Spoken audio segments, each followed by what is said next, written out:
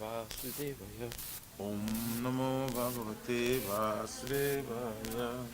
Janmadhyasya yatonivayat itaratas chatesu vigyaswarat. Janmadhyasya yatam vayaritarataschate swavigyaswarat. Tene brahma hridaya adhikavaye muyanti suraya. Tenne Brahma Hridaya Adhikavaye Mujanti Jasuraya. Tejo varimidam yata vinimayo yatra trisargo misha. Tejo Varimrida Jata Vinimayo Jatra Trisagurmisya. Damna svena sada nirastakuvakam satyam paranti mayi. Dhamna Svena Sada Nirastakuhakam Satyam Param Dhimahi. O my Lord Shri Krishna, son of Vasudeva. O my Lord Shri Krishna, son of Vasudeva. O all-pervading personality of Godhead. O all-pervading personality of I Godhead. offer my respectful obeisances unto you. I offer my respectful blessings unto you. I meditate upon Lord Shri Krishna because he is the absolute truth. I meditate upon Lord Shri Krishna because he is the absolute And the truth. primeval cause of all causes. And the primeval cause of all causes. Of the creation, sustenance, and destruction of manifested universes. Of the creation, sustenance, and destruction of manifested universes. He is directly and indirectly conscious of all He manifestations. is directly and indirectly conscious of all manifestations. And he is independent because there is no other cause beyond him. And he is independent because there is no other cause beyond him. It is he only who first imparted the Vedic knowledge unto the heart of Brahmaji, It is the only who first imparted Vedic knowledge into the heart of the the original living being. the original living being. By him, even the great sages and demigods are placed into illusion. By him, even the great sage and demigods are placed into As one is illusion. bewildered by the illusory representations As one is bewildered by the illusory of water seen on representations fire or land seen on water. of water seen with fire, of land seen on the Only water. because of him do the material universes, Only because of him do the material universes, temporarily manifested by reactions of the three modes of nature, temporarily manifested by the reaction of the three modes of nature, appear factual although they are unreal. appear factual, although they are I unreal. therefore meditate upon him, Lord Shri Krishna, I therefore meditate upon him, Lord Shri Krishna, who is eternally existent in the transcendental abode, who is eternally existent in the transcendental abode, which is forever free from the illusory representations of the material world. which is forever free from the illusory representation of the material world. I meditate upon him, for he is the absolute truth. I meditate upon him, for he is the absolute truth. Dharma projita kaitravatra, Dharma Prajita Kaitavatra, paramo nimatsaranam satam, Paramo Nimasharanam Satam, vedyam vastavam atra vastu, Vedyam Vastavam Astravastu, shivadam tapatrayondulana, Shivadam Taputrayam Srimad Bhagavatam Mahamani Krite, Srimad Bhagavate Mahamani, Kim Vaparer Ishwaraha, Kiva Paririshwaraha, Sajo Hridi Avarudyate Tra, Sadhya Rudya Varidya Titra, Kriti Behi Sususa Bistakshanat, Kritivihi Shushu Histatyanat, completely rejecting all religious activities which are materially motivated. completely rejecting all religious activities which are material This motivated. Bhagavata Purana propounds the highest truth, This Bhagavad Purana propounds the highest truth. which is understandable by those devotees who are fully pure in heart.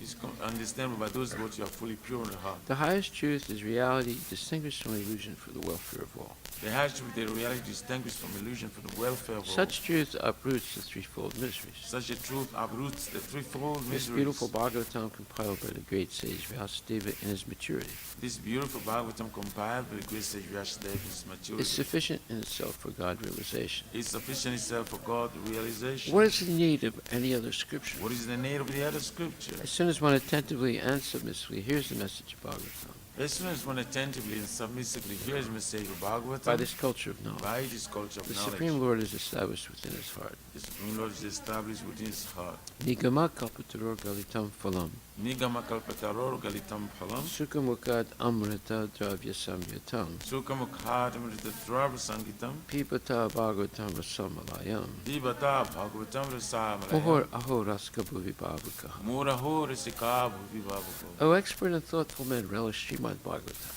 O expert and thoughtful men, relish Srimad the Bhagavatam. mature fruit of the desired tree of Vedic literatures. The mature fruit of the desired tree of Vedic It emanated literature. from the lips of Sri Sukadeva Goswami. It emanated from the lips of Sri Shukadeva Therefore, this Goswami. fruit has become even more tasteful. Therefore, this fruit has become even more Although its tasteful. nectarian juice was already relishable for all, Although its nectarian juice was always relishable for all, including liberated souls. including liberated souls. Shinvatam Swakata Krishna, Shramvatam Swakata Krishna, Punya Shravana Kirtana, Punya Shravana Kirtana, Hiryantaksto hi Bhadrani, Vidyantastu Hyabhadrani, Vidunati Shuhit Satam. Vidhunoti Surit To hear Satam. about Krishna from Vedic literatures, To hear about Krishna from the Vedic or to literatures, hear from him directly through the Bhagavad Gita, or to hear from him directly through the Bhagavad is Gita, itself righteous activity. it is self-righteous activity. And for one who hears about Krishna, For one who hears about Krishna, Lord Krishna is dwelling in everyone's heart, Lord Krishna is dwelling within everyone's acts heart, as a best wishing friend, acts as a best wishing and friend, purifies the devotee who constantly engages in hearing of him. and purifies the body, constantly engages in hearing of him. Nasta presu abhadresu Nasta Praishra Bhadrisha Nityam Bhagavata Sevaya Nityam Bhagavata Seva Bhagavati Uttamasloke Bhagavati Uttama Shloki Bhaktir Bhavati Naistike. Bhakti Bhavati Nastiki. In this way, a devotee naturally develops his dormant transcendental knowledge. In this way, devotee naturally develop his dormant transcendental knowledge. As he hears more about Krishna from the Bhagavatam As he hears more about Krishna from the Bhagavatam and from the devotees, and from the he devotees, becomes fixed in the devotional service of the Lord. he becomes fixed in devotional service of the Lord.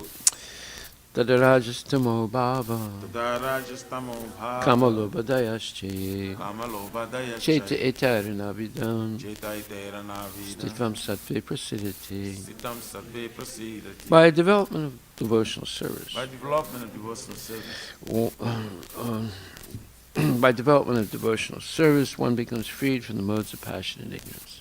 by development of devotional service, one becomes free from the modes of passion and ignorance. And thus, material lust and avarice are diminished. And as material lust and avarice are diminished, Evam prasana manaso Evam prasanamanaso Bhagavat Bhakti Yogataha Bhagavat Bhakti Yogata Bhagavat Tattva Vijnanam Bhagavat Tattva Vijnanam Mukta Sangasya Jayate. Mukta Sangasya Jaya. When these impurities are wiped away, When those impurities are wiped the away, candidate remains steady in his position of pure goodness, candidate remains steady in his position, becomes enlivened by devotional service, becomes enlivened by devotional and service, understands the science of God perfectly. and understands the science of God perfectly. Vidyate Hridaya Grantis Vidyate Hridaya Granthi Chidyante Sarvasamsaya Chidyante Sarvasam Siyante Chasyakarmani Chidyante Chasakarmani Drishta Evat Manishware. Krista Evan Manishwari. Thus, Bhakti Yoga severs the hard knot of material affection That's the Bhakti Yoga serves the heart of the material and enables one to come at once to the stage of a samsayam samagram, and enables us to come at once to the stage of Assumption Samagram, understanding of the supreme absolute truth, personality of Godhead. understanding the supreme absolute truth, personality of Godhead. Therefore, only by hearing from Krishna or from his devotee in Krishna consciousness Therefore, only by hearing from Krishna or from his devotee in Krishna consciousness can one understand the science of Krishna. can one understand the science of Shri Krishna. Guru Vastaka prayers. The spiritual master is receiving benediction from the ocean of mercy. If the master received the benediction from the ocean of mercy, Just as a cloud pours water on a forest fire to extinguish it, just the clouds pour the water on the forest. so the spiritual master delivers the materially afflicted world by extinguishing the blazing fire of material existence. As my spiritual master is by extinguishing the fire. I offer my respectful obeisance to the lotus feet of such a spiritual master, I offer my respectful obeisance to the Lord of such a spiritual master. who is an ocean of auspicious qualities, In the ocean, chanting the holy name, dancing in ecstasy, chanting the holy name, dancing, dancing. singing and playing musical instruments. The spiritual master is always enlightened by the Sankirtan movement of Lord Chaitanya Mahaprabhu. Spiritual master is always Because he is relishing the mellows of pure devotion within his mind, for his listening melody, devotional service. sometimes his hair stands on end. He feels quivering in his body, If you quivering his body, and tears flow from his eyes like waves. and just running from his eyes like a wave. I offer my respectful obeisance to the lotus feet of such a spiritual I offer my master. respectful obeisance, Lord, to such a spiritual The master. spiritual master is always engaged in the temple worship of Shishi, Radha, and Krishna. Spiritual master always engaged in temple worship with Shri Radha and He Krishna. also engages his disciples in such worship That's he engaged as disciple of the Lord. of the Lord. I'm sorry. He also engages his disciples in such worship. They dress the deities in beautiful clothes and ornaments, Bruce did some beautiful clothes and ornaments, clean their temple, clean temple, and perform other similar worship of the Lord. and perform others. I offer my respectful obeisance at the lotus feet of such a spiritual master. I offer my respectful blessings to the Lord of Feet of such a spiritual master. The spiritual master is always offering Krishna 4 kinds of delicious food. Spiritual master always offering Krishna 4 kinds of delicious food. Analyzes that which is licked, chewed, drunk, and sucked. When the spiritual master sees that the devotees are satisfied by eating Bhagavat Prasada, The spiritual master sees the devotees are satisfied by eating. he is satisfied. He's satisfied. I offer my respectful obeisance to the lotus feet of such a spiritual master. I offer my respectful blessings to the Lord of Feet of such a spiritual master. Srimad Bhagvatam, Canto 2, Chapter 4, verse number 6. Bhuya eva vivitsami Bhagavan Atma Mayaya Bhagavan Atma Mayaya. Tatedam Sri Jate Vishvam Durvi Bhavyam Adiswarai. Translation by Srila Prabhupada. I beg to know from you how the personality of Godhead, by his personal energies, creates these phenomenal universes as they are, which are inconceivable even to the great demigods. Purport by His Divine Grace, A.C. Bhaktivedanta Swami Srila Prabhupada. In every inquisitive mind, the important question of the creation of the phenomenal world arises. And therefore, for a personality like Maharaja Parikshit, who was to know all the activities of the Lord from his spiritual master, such an inquiry is not uncommon. For every unknown thing, we have to learn and inquire from a learned personality. The question of creation is also one of such inquiries to be made to the right person. The spiritual master, therefore, must be one who is sarvagya, as stated herein before in connection with Sukadeva Goswami. Thus, all inquiries on God which are unknown to the disciple may be made from the qualified spiritual master, and here the practical example is set by Maharaj Parikshit. It was, however, already known to Maharaj Parikshit that everything we see is born out of the energy of the Lord, as we have all learned in the very beginning of Srimad Bhagvatam, Janmadasya Yataha. So Maharaj Parikshit wanted to know the process of creation.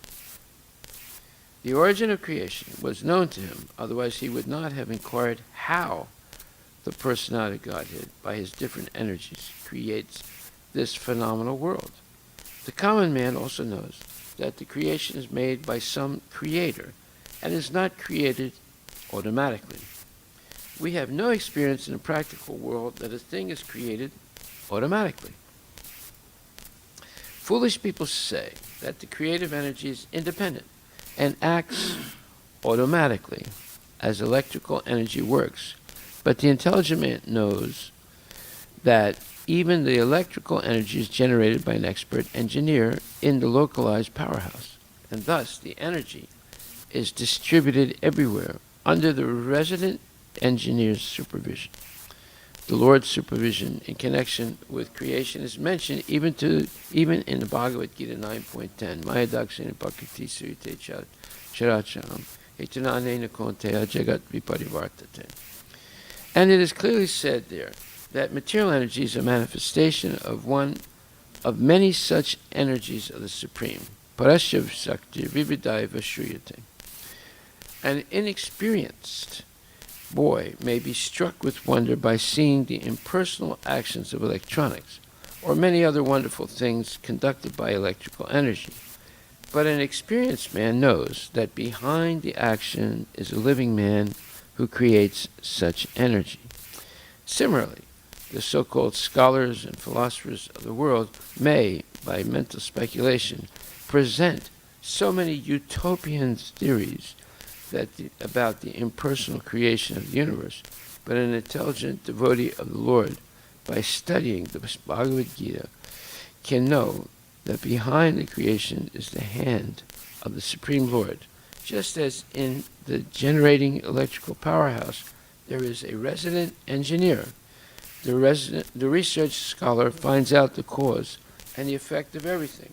But research scholars as great as Brahma, Shiva, Indra, and many other demigods, are sometimes bewildered by seeing the wonderful creative energy of the Lord. So what to speak of the tiny mundane scholars dealing in petty things? As there are differences in the living conditions of different planets of the universe, and as one planet is superior to others, the brains of the living entities in those respective planets are also of different categorical values. As stated in the Bhagavad Gita, one can compare the long duration of life of the inhabitants of Brahma's planet, which is inconceivable to the inhabitants of this planet Earth, to the categorical value of the brain of Brahma, also inconceivable to any great scientist of this planet. And with such high brain power, even Brahma has described in his great Samhita, Brahma Samhita 5.1 as follows: Ishvara Parama Krishna Satchitananda Vigraha Anadir Govinda Sarvakarana Karanam. There are many personalities possessing the qualities of Bhagavan, but Krishna is the supreme because none can excel him. He is the supreme person, and his body is eternal, full of knowledge and bliss. He is the primeval Lord Govinda and the cause of all causes. Brahmaji admits that Lord Krishna to be the supreme cause of all causes. But persons with tiny brains within this petty planet, Earth, think of the Lord as one of them. Thus, when the Lord says in the Bhagavad Gita that he, Lord Krishna, is all in all, the speculative philosophers and the mundane wranglers deride him, and the Lord regretfully says, Avajanti mam buddha manasintanam asritaha parambhavam majananto mama bhuta maheshvara. Fools deride me when I descend in the human form. They do not know my transcendental nature and my supreme dominion over all that be. Bhagavad Gita 9:11. Brahma and Shiva, and what to speak of other demigods, are bhutas, or powerful created demigods, who manage universal affairs, much like ministers appointed by a king. The ministers may be Ishwaras, or controllers, but the Supreme Lord is Maheshwara, or the creator of the controllers. Persons with a poor fund of knowledge do not know this, and therefore they have the audacity to deride him, meaning Krishna, because he comes before us by his causeless mercy, occasionally as a human being. The Lord is not like a human being. He is Satchitananda Vigraha, or the absolute personality of Godhead, and there is no difference between his body and his soul. He is both the power and the powerful. Maharaj Parikshit did not ask his spiritual master, Sukadeva Goswami, to narrate Lord Krishna's pastimes in Vrindavan. He wanted to hear first about the creation of the Lord. Sukadeva Goswami did not say that the king should hear about the direct transcendental pastimes of the Lord.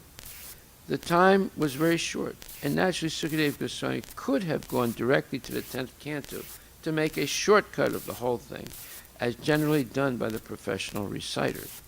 But neither the king nor the great speaker of Srimad Bhagvatam jumped up like the organizers of Bhagavatam. Both of them proceeded systematically so that both future readers and hearers might take lessons from the example of the procedure of reciting Srimad Bhagavatam.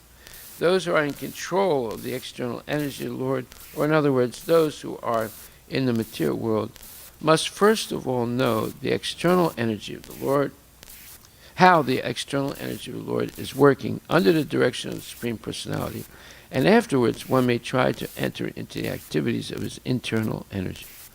The mundaners are mostly worshippers of Durga Devi, the external energy of Krishna, but they do not know that Durga Devi is but the shadow energy of the Lord. Behind her astonishing display of material workings is the direction of the Lord as confirmed in Bhagavad Gita 9:10.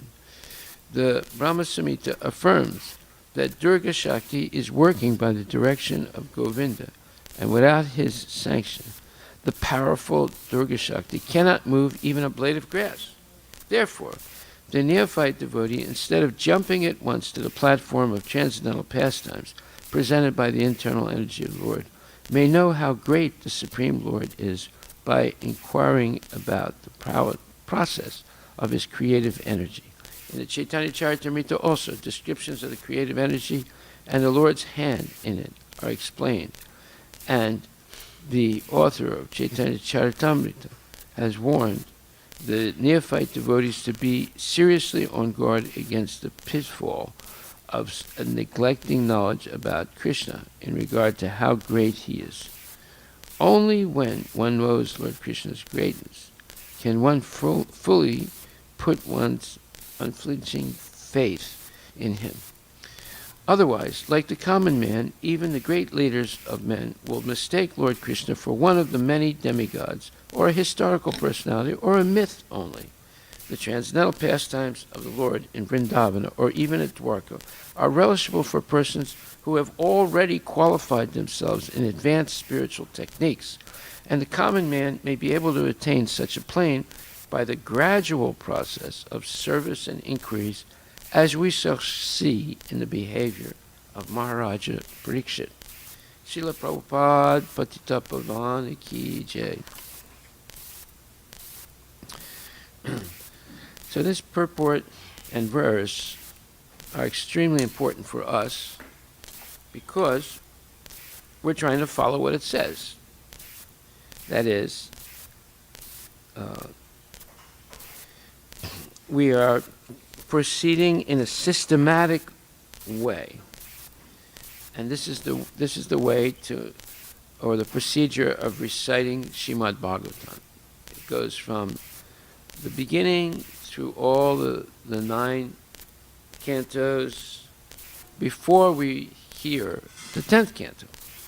That's the proper way of reading Srimad Bhagavatam.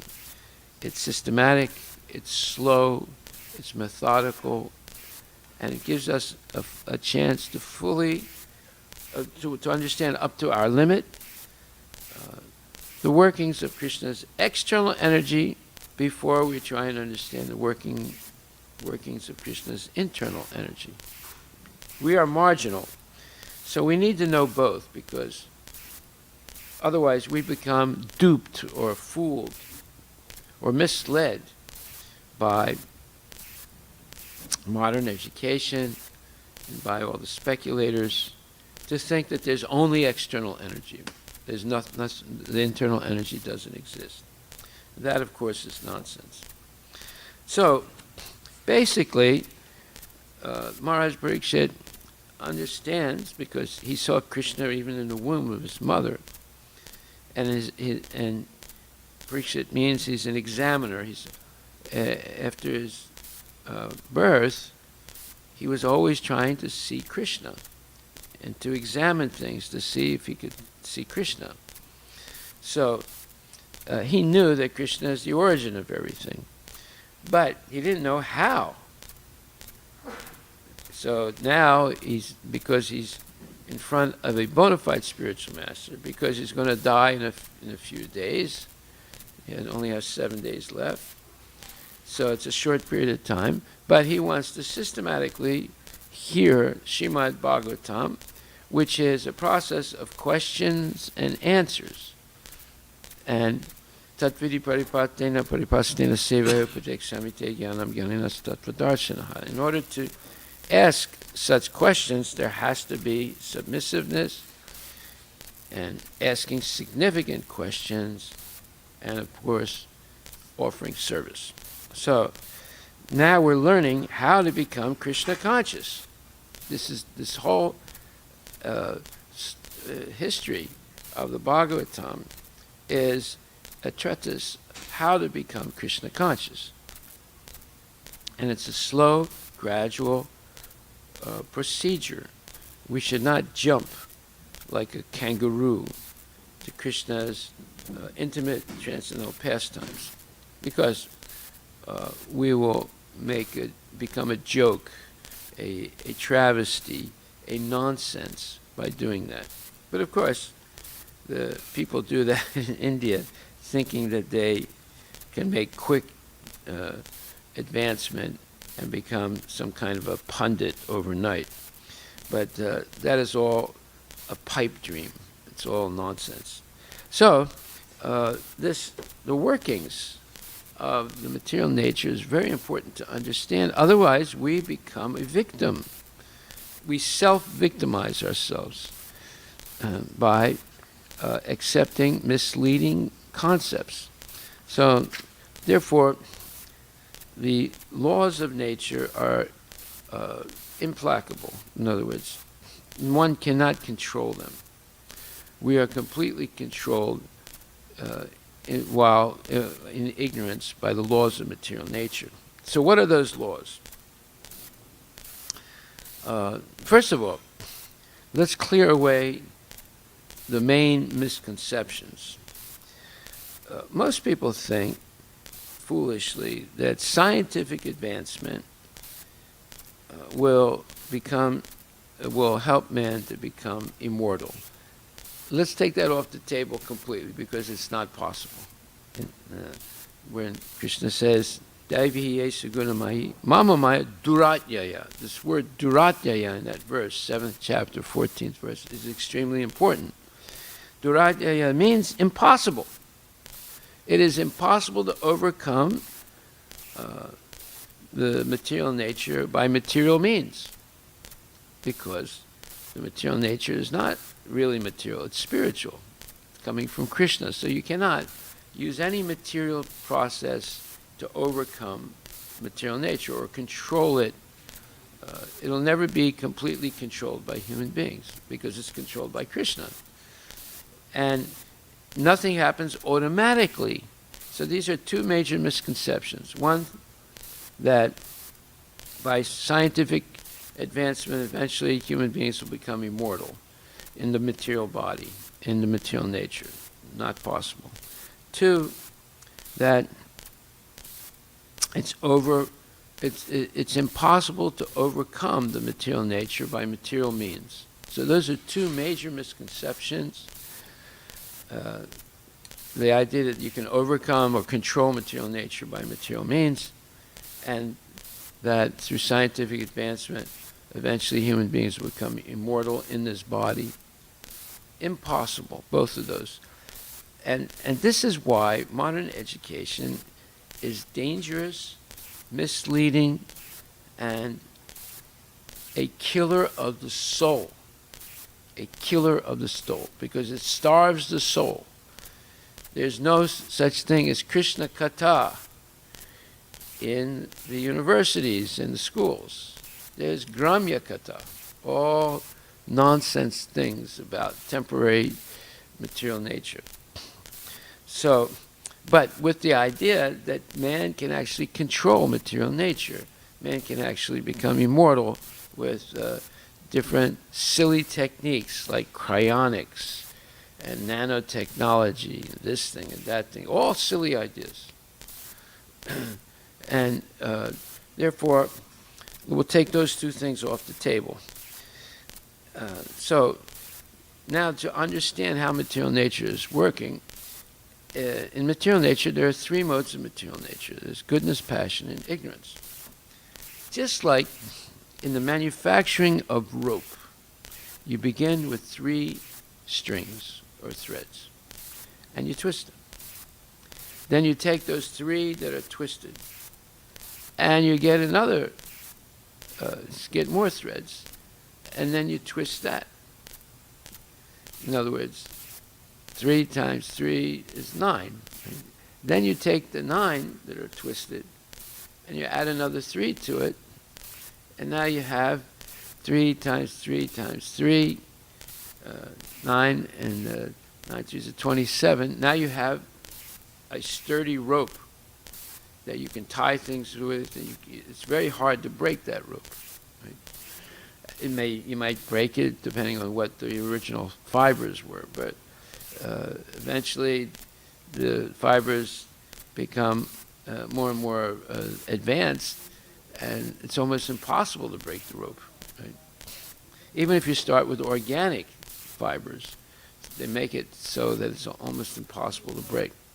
So, the same way, you have the 3 modes of material nature, and they get mixed. So then it gets so mixed that it's impossible to become free from them. And this is called pavarga, which means that first there's hard work, which is called parishrama, and then there's fena.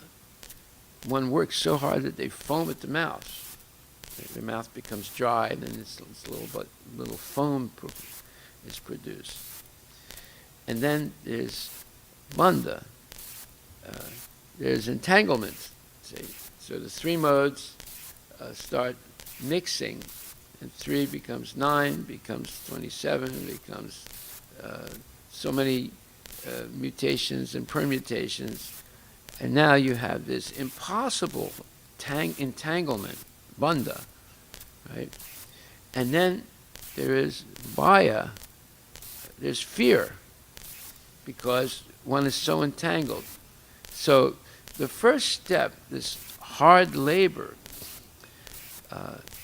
that starts the struggle for existence, because there's competition. And everyone's competing for the same thing. So, like, for example, in India, if some man opens up a shop or a public table and is selling, let's say, samosas cooked in dalda. So immediately, right next to him, another person will come and set up a stand selling samosas made in dalda, right? And maybe, 2 or 3 paisa cheaper. And then, again, another one comes. Now you have a whole neighborhood selling samosas cooked in dalda. And it gets cheaper and cheaper, and pretty soon it's not dalda anymore, it's motor oil, spent motor oil that they're cooking in, right? Because they're getting so cheap they can't afford the dalda.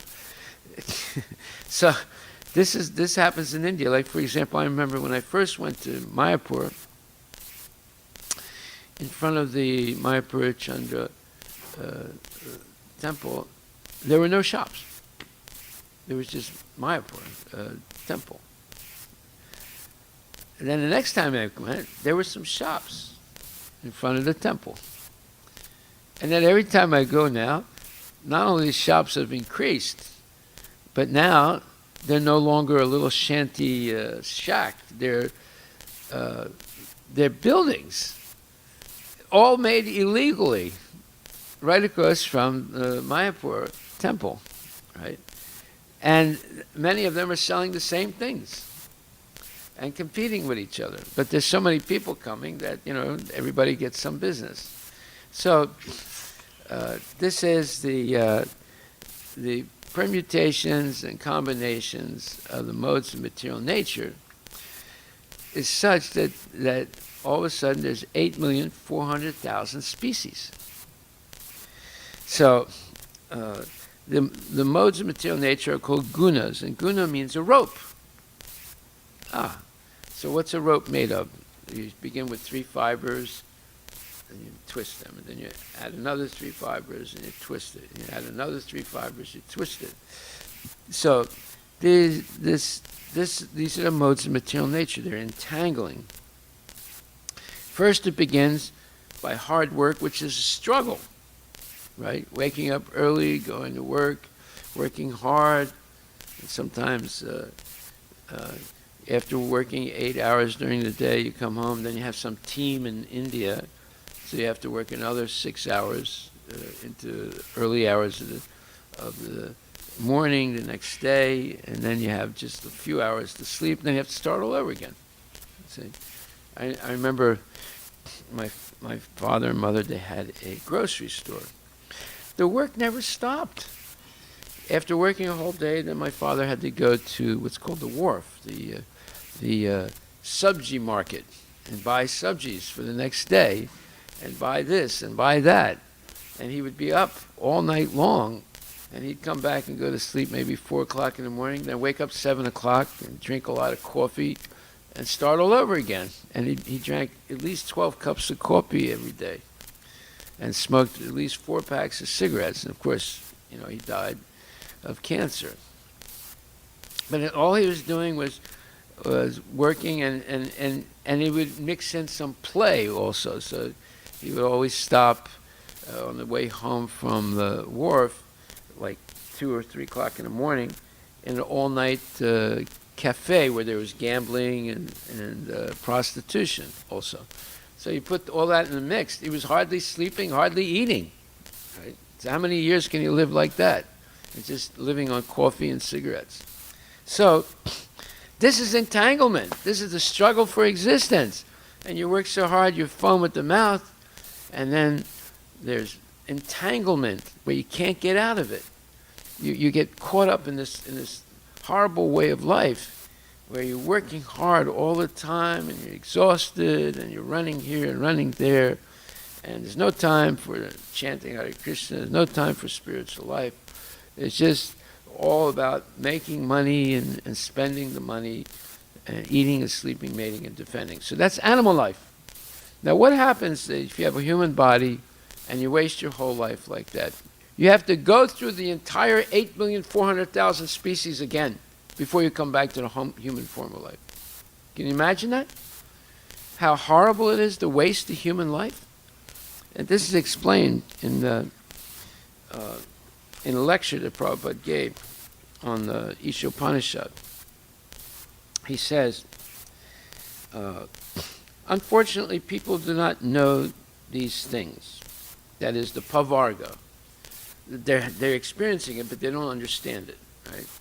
This hard work, foaming at the mouth, being exhausted by the work, and struggling to work that hard all the time just to make money. Just like in India now.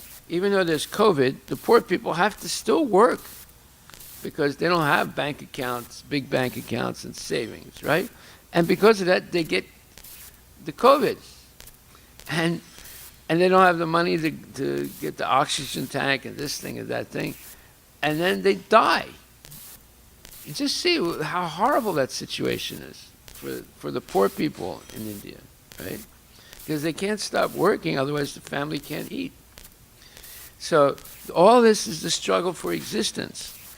Then there are other people that stay at home, they have some savings, they can stay at home, they may have a servant, although the servant may not come anymore. But they get sick also, right? And they die. So you see, this hard work and foaming at the mouth, being exhausted, and struggling for existence, and then there's entanglement where you can't get out of it, right? It just keeps going on, and then there's fear because you're getting older, you might get sick. People are dying, you're going to one funeral after another. I know after a certain time in our family, we were going to one funeral after another almost every month. As my father's generation was getting older and my mother's generation was getting older, people were dying like flies. So there's fear, and then there is death. You see. So Krishna consciousness is apavarga, where you eliminate this hard work, this foaming at the mouth, always running around, struggling it like anything, just to make a living, and the entanglement where you can't stop, and then fear because you're getting older, getting sicker, the economy goes up, the economy goes down, 401k gets wiped out. It's like the Bitcoin. The Bitcoin is the biggest fraud in the world. It's an alternate currency. So everybody, even people in Africa buy Bitcoins, right? Because they want to get rich quick. So every day they're on the internet seeing what the Bitcoin is doing. So at one point it goes up like this, and all of a sudden it goes down like that, and then it starts going up like that, and then it goes down again. It's a roller coaster. Imagine the anxiety that it puts people into, right? It goes up, down, right? It's much more volatile than the stock market. It's much more volatile and unpredictable than anything. So imagine the psychological stress it puts on people. See?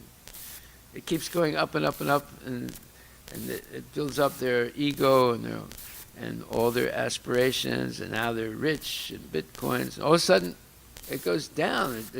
It collapses overnight, right? So it is devastating for people. So now the Krishna consciousness is the opposite. It's apavarga. No hard work, no foaming at the mouth, no entanglement, no fear, no death. In the sense that at the moment of death, when one remembers Krishna, one goes back to Godhead. So that is what Krishna consciousness is. And the opposite of that is material life. So unless we understand this, these are laws of nature. If we forget Krishna, then we're in the pavarga right away, immediately. And this is Durga's area. Durga, Durat Yaya, right? Duratmaya. So you see, whenever that dur word is there, it means something very difficult. So Durga makes life very, very difficult for people. Because first, she is the ultimate Bitcoin. First she gives success, and then she slowly or quickly takes it away and devastates people. See? So Prabhupada says, unfortunately, people do not know these things, and therefore they are wasting their lives. This modern civilization is a soul-killing civilization. People are killing themselves because they do not know what real life is. They are simply living like animals. The animal does not know what life is, so he simply works under the laws of nature. What's the law of nature? Birth, growth, maintenance, dwindling, disease, or Production of I forgot. It's production of byproducts, dwindling, and then death.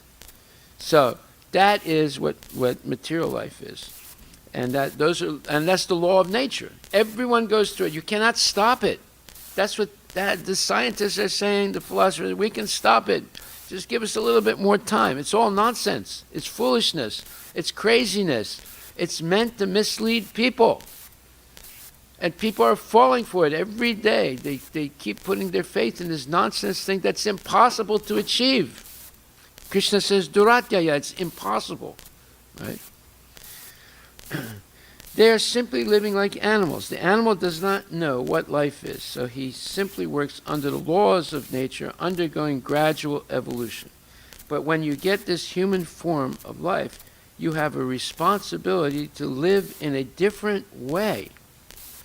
Here is the chance for you to become Krishna conscious and solve all problems.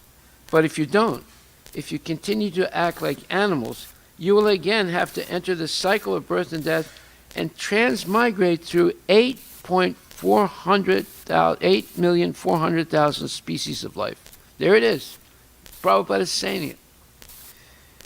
It will take many, many millions of years to come back to the human form of life. For example, the sunshine you are seeing now, you will not see again until after 24 hours.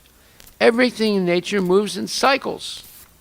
So if you lose this opportunity of elevating yourself, meaning in the human form of life, then again you must enter the cycle of transmigration. Nature's law is very strong. Therefore, we are opening so many centers so that people may take advantage of this International Society of Krishna Consciousness and elevate themselves. So we see nature's law is getting more complicated because of the three modes of material nature, which leads to the pavarga. What does that mean? The three laws of material nature is based on reward and punishment. Reward and punishment. You do good karma, you're rewarded, but you still stay in the material world. You do bad karma, you're punished. That's what life is for people who are not Krishna conscious. It's reward and punishment, reward and punishment. See? In fact, Einstein, he went on record saying that he does not believe that there is a God who gives out reward and punishment. He's the smartest guy in the world, right? He's one of the dumbest people in the world, right? He might be smart as far as figuring out some of the laws of material nature, but he didn't figure out all the laws of material nature. And he's rejecting a fundamental law of material nature, which is punishment and reward due to the modes of material nature, and secondly, karma. And third, transmigration. These are the three things. He only understood a little bit about some laws of material nature, E equals mc squared, this thing, that thing. But he didn't understand karma, and he didn't understand transmigration. He believed that at death, that's it, you're finished. So, therefore, Prabhupada says, for example, the sunshine you are seeing now, you will not see again until after 24 hours. Everything in nature moves in a cycle. Now, that's a big statement. It's a fact. You have the carbon cycle. You have the nitrogen cycle. You have the phosphorus cycle. You have the wind cycle. You have the water cycle. You have all these cycles. You have birth, death, old age, and disease. That's a cycle. Prabhupada says everything in nature moves in a cycle. So if you lose this opportunity of elevating yourself, then again you must enter the cycle of transmigration. Nature's law is very strong. Therefore, we are opening so many centers so that people may take advantage of this International Society for Krishna Consciousness and elevate themselves. It is important to take the Krishna consciousness immediately, because we do not know how much time is left before death. When your time in this body expires, no one can stop your death. The arrangement of material nature is so strong, you cannot say, let me remain. Actually, people sometimes request like that. When I was in Allahabad, an old friend who was very rich was dying. At that time, he begged the doctor, can't you give me at least 4 more years to live? I have some plans which I could not finish. You see, this is foolishness. Everyone thinks, oh, I have to do this, I have to do that. No, neither the doctors nor the scientists can check death. Oh, no, sir, not 4 years, not even 4 minutes. You have to go immediately. This is the law. So before that moment comes, one should be very careful to become realized in Krishna consciousness. You should realize Krishna consciousness very quickly. Before your next death comes, you must finish your business. That is intelligence. Otherwise, you will suffer defeat. Now, have you ever heard this before? This is real Prabhupada. He's speaking the truth, right? Everybody else is speaking lies, and he's speaking the truth. And we have to wake up. Even Jesus Christ said, I will come at night like a thief and take your soul. Wow, what a statement that is. And basically, Prabhupada's saying the same thing. When your time's up, no one can save you. Right? And you don't know when that time is. So therefore, your number one priority in life should be Krishna consciousness. Because if you don't use this human life to become Krishna conscious, you'll have to go through the whole cycle of birth and death before you come back to the human form of life again. The whole cycle. See? This is crazy. Unless this is what we should be teaching people.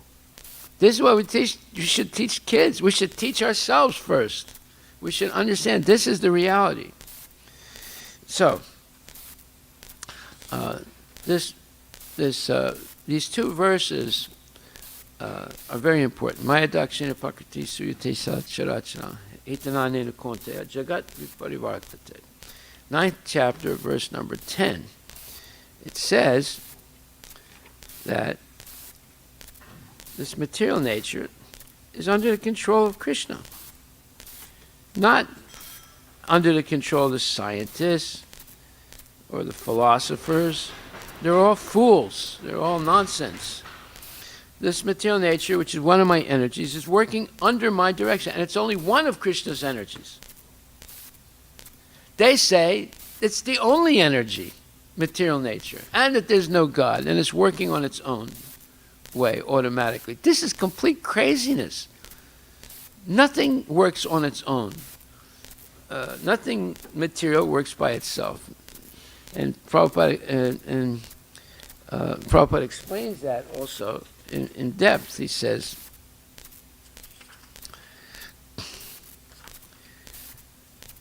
the Ishopanishad states that whatever emanates from the complete whole, the Supreme Lord, is also complete in itself.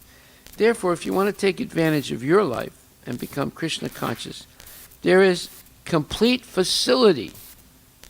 But you have to come to the point of taking up the practice. Krishna consciousness is not theoretical, it is practical. All experiments have already been performed.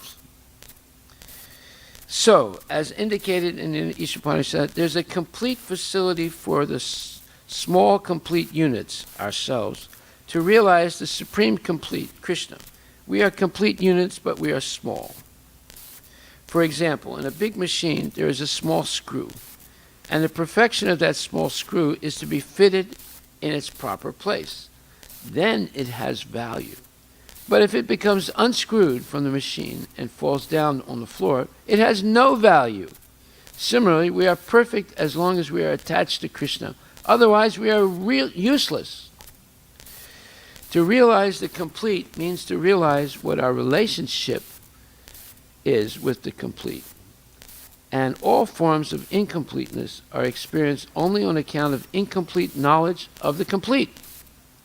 We are thinking, I am equal to God. I am God. This is incomplete knowledge. But if you know I am part and parcel of God, and therefore I am equal to God in quality, that is complete knowledge. The human form of life is a chance to revive the complete manifestation of the consciousness of the living being. You can revive this complete consciousness by the process of Krishna consciousness. But if you don't take advantage of this complete facility, you are killing yourself, committing suicide. As it is said in the Ishopanishad, the killer of the soul, whoever he may be, must enter into the planets known as the worlds of the faithless, full of darkness and ignorance. So don't be the killer of your soul. Utilize the complete facility of your human life to become Krishna conscious. That is your only business. So, can we understand this? This is monumental. So, therefore, it's very difficult for people to understand because they're being programmed not to understand. They're being obstructed from understanding by saying silly, crazy things like there's only material nature, and the spiritual world, God, all that. It's all fairy tales. It's not real. It's not scientific. If we don't see it, then it doesn't exist for us. That's what they're teaching, and people are accepting it and becoming atheistic. And their prayer, even the atheists pray. Their prayer is, please let there not be anything after death. That's their prayer. Some young lady told me that on, of course Prabhupada writes that also, but it only stuck in my mind when this young lady who's got a master's degree, and she was a well-educated lady, she said, my only prayer is that there be nothing after death. So I was like dumbfounded when I heard that. Of course, Prabhupada says it, but when you actually hear someone say it, it strikes home. That's why going out and preaching is so important. And I told her, I said, why are you limiting yourself so much? You're self-limiting. You're denying the existence of your destiny. And I said, you're cutting your own throat. It's like sitting on a branch of a tree and sawing it off. You don't understand what you're doing by saying these foolish things. And she thought I was crazy saying that. But she was crazy, you know. That's why Prabhupada wrote that essay, Who is Crazy? It's a brilliant essay, Who is Crazy? You know? Yeah, the people that talk like that, my only prayer, and by the way, who's she praying to? She said, my only prayer is that there be nothing after death. Because they don't want to be held responsible for what they've done. That's why. Right. So there's another very important point here, and that is nothing ever happens automatically in the material world. There's no example of it. Matter does not move by itself. Anyway, we'll cover that tomorrow. We'll stop right there. Are there any questions?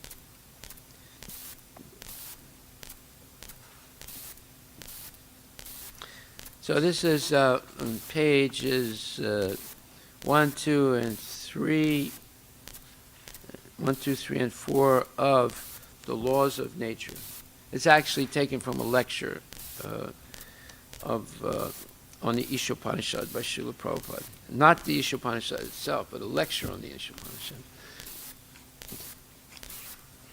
Okay, thank you very much.